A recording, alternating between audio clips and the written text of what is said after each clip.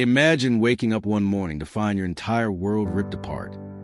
Your family vanished, your possessions obliterated, your body racked with unbearable pain. And in the midst of it all, those closest to you whisper that it's somehow your doing. Would your belief in a higher power hold firm, or would doubt creeping like a shadow? In an ancient land called Uzi, there dwelled a figure named Job, a paragon of virtue who lived with unshakable integrity. He revered the divine and steered clear of wrongdoing, earning him a reputation as the most esteemed individual in the eastern realms. Blessed with abundance, Job possessed vast herds, 7,000 sheep grazing on lush hillsides, 3,000 camels traversing dusty trails, 500 yoke of oxen tilling fertile fields, and 500 donkeys carrying loads across the horizon. His family brought him immense joy, 7 strong sons and 3 graceful daughters, who gathered often in celebration. Servants bustled about his expansive estate, tending to every need. Job's days were filled with gratitude. He rose early to offer sacrifices, ensuring harmony for his loved ones. Little did he know, forces beyond the mortal veil were about to test the very foundation of his devotion. High above, in ethereal courts where celestial beings assembled before the Almighty, an unexpected visitor appeared. The adversary, a cunning entity roaming the world in search of flaws. The Creator inquired, "From where do you hail?" With a sly grin, the adversary replied, "I've been wandering the globe, observing its inhabitants from every angle." The Divine One, proud of his creation, pointed out, "Have you noticed my devoted follower, Job? He's unparalleled in purity, honoring me while rejecting all that is corrupt." But the adversary scoffed. "Why wouldn't he? You've shielded him with prosperity and favor. Remove that protection, strike at his fortunes, and watch him denounce you outright." Intrigued yet resolute, the Almighty granted permission. "Proceed, but harm not his person." This exchange set in motion a chain of events that would challenge the essence of faith itself, turning Job's idyllic existence into a whirlwind of chaos. On a seemingly routine afternoon, as Job rested in his dwelling, harbingers of doom arrived in rapid succession, each more devastating than the last. The first courier, panting and wide-eyed with terror, person, raiders from Sabia descended upon the fields where the oxen plowed and donkeys fed. They seized everything, slaying the workers with ruthless blades. I alone fled to warn you. Before Job could process the shock, a second messenger stormed to the threshold.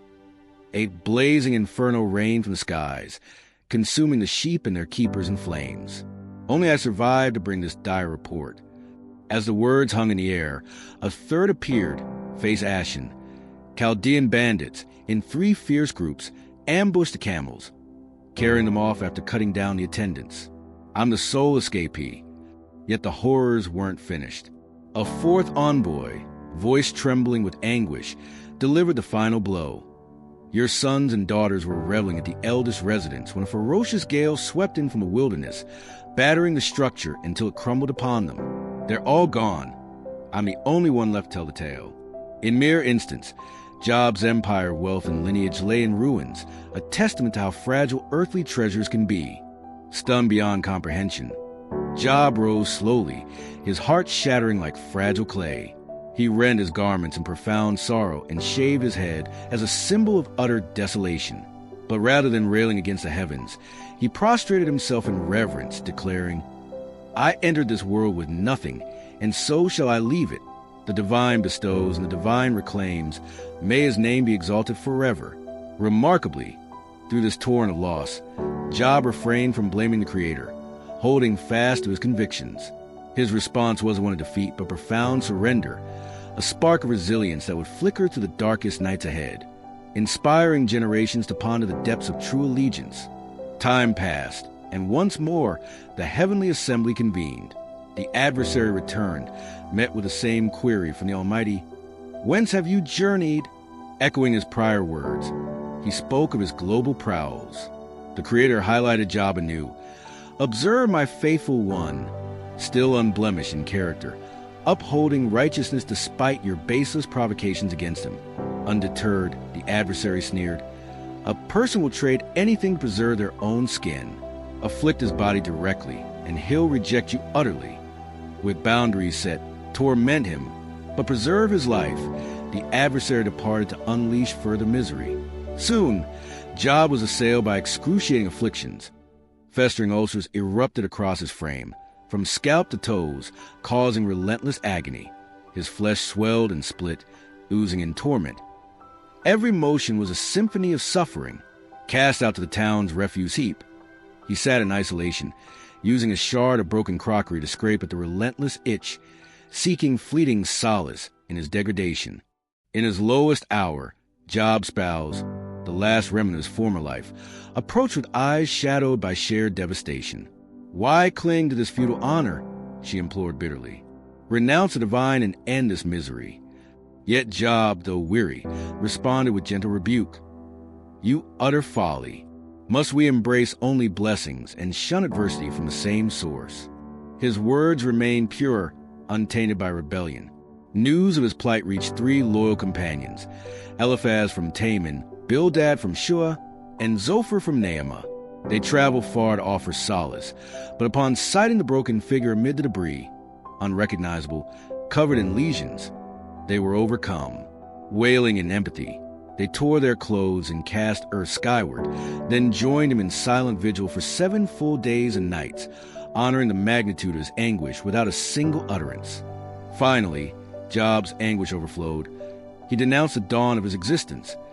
"May the day I drew breath be erased, and the night of my conception shrouded in oblivion." He yearned for a premature end at birth, where rest might have spared him this torment. "Why endure this endless night?" he cried, envisioning peace in non-existence. His friends, stirred from silence, presumed hidden faults. Eliphaz began, "Surely no blameless soul endures such woe. The heavens correct the errant. Perhaps unseen misdeeds invite this." Job retorted fiercely, "You warp my suffering into evidence against me. I affirm my purity. Even if crushed unjustly, I'd stand firm." Bildad chimed in, "Justice prevails. Your offspring's fate hints at their flaws. Seek purity and aid will come." Enraged, Job countered, "You slander the departed and mock my decay. If only the divine would reveal himself for my defense." Zophar added, "Cease your delusions. Humility might yet save you." Thus erupted a fervent discourse, Job defending his spotlessness while charging divine injustice, his comrades insisting on concealed guilt, transforming companionship into confrontation, all under the watchful gaze of the cosmos.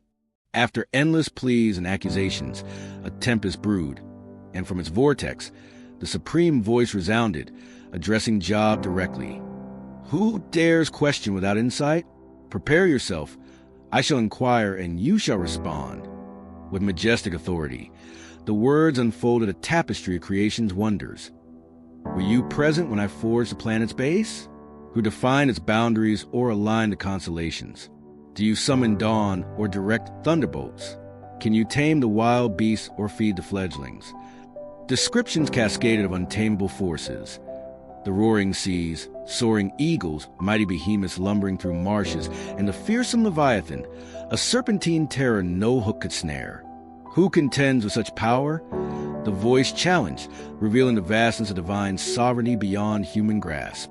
Overwhelmed, Job fell silent, awestruck by the grandeur. "I am insignificant," he whispered, covering his lips. "I've spoken presumptuously." In deeper reflection, he confessed, "Your might knows no bounds. No scheme thwarts you. I obscured truth in ignorance.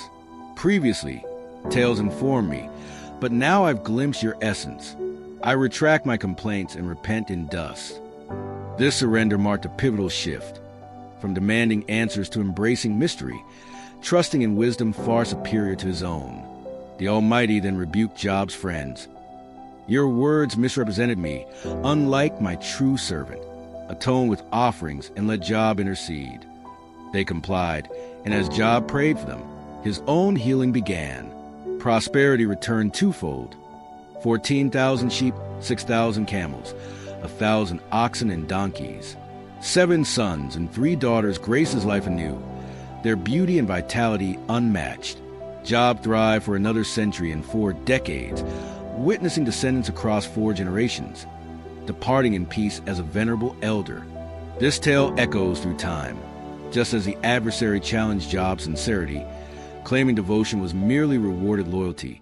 Similar whispers assail us today, doubts that twist faith into self-interest or blame misfortune on personal failings. Yet, in contrast, a redeemer emerges, not to condemn but to advocate, bearing wounds that affirm belonging and forgiveness. Fidelity doesn't guarantee smooth paths. Trials forge character, deepen trust, and unveil hidden strengths. In confusion or pain, it's natural to question, but ultimate reliance on divine goodness prevails. Through storms, restoration waits, renewed purpose, joy, and unbreakable bonds. Let Job's odyssey inspire. Amid life's tempest, you're anchored in unwavering love.